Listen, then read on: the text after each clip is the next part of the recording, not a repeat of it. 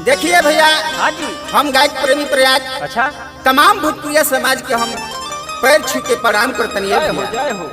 ये दशहरा के माहौल में हम रोग सभे के बीच में एगो नया देवी गीत भेज रहल बा। जरूरी बा जरूरी बा। हमारा पूर्ण विश्वास बा कि रोग सभे के बहुत अच्छा लगी। एकदम लागी। एकरा के रोग सभे बहुत प्यार दुलार देव। यही दशहरा में एगो औरत अपना पति के यहाँ फोन करके अच्छा। कैसे अपना पति के समझावती या कैसे निहोरा करती है। अरे कैसे कहतिया हो। दिल से धला रेल गोड़िया जय हो जय हो।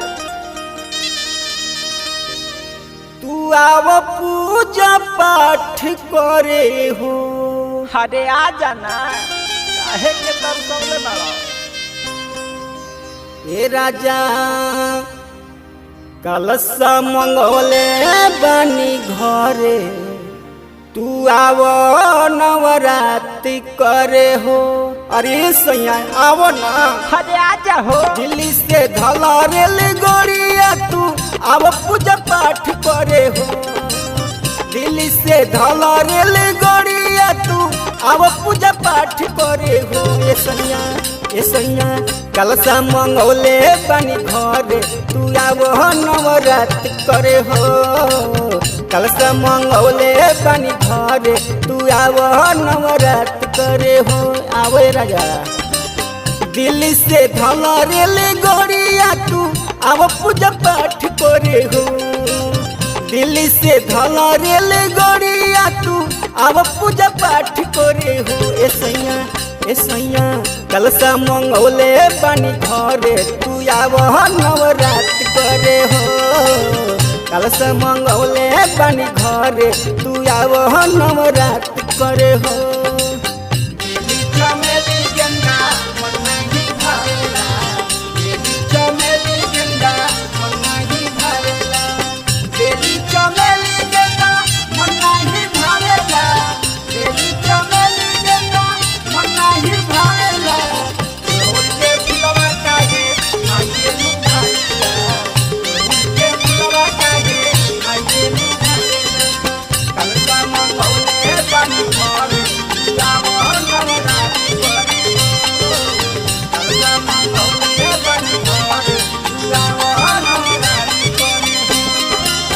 ए राजा जी आई ना, काहे हमरे के तरसावतनी। ए जल्दी आवा हो। आवत तारी दुर्गा मैया गाँव पंडाल में हो।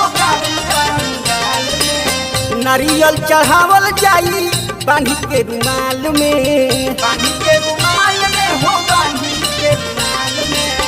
आवत तारी दुर्गा मैया गाँव पंडाल में नारियल चढ़ावल जाई बांधी के रुमाल में, और चढ़ावल जाई सोरिया चरनिया पर हाथ धरे के, और चढ़ावल जाई सोरिया चरनिया पर हाथ धरे के। ए राजा कलसा मंगोले बानी घरे, तू आव नवरात्रि करे के।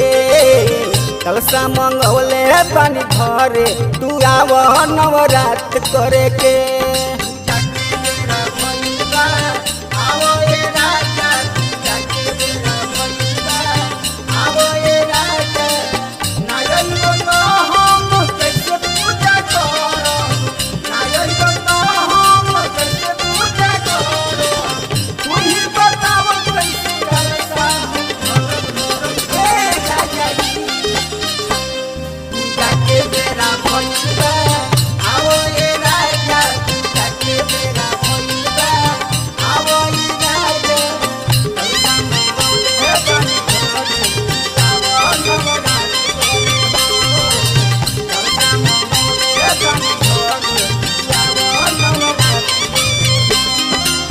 गह गह करे मंदिर चढ़ते कुआरावा,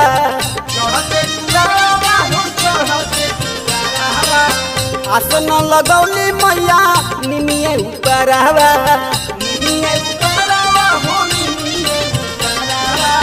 गह गह करे मंदिर चढ़ते कुआरावा, आसन लगौली मैया निमिये ऊपरावा। अनुचित रंजन प्रेमी घरावा पूजा साथ साथ करे के।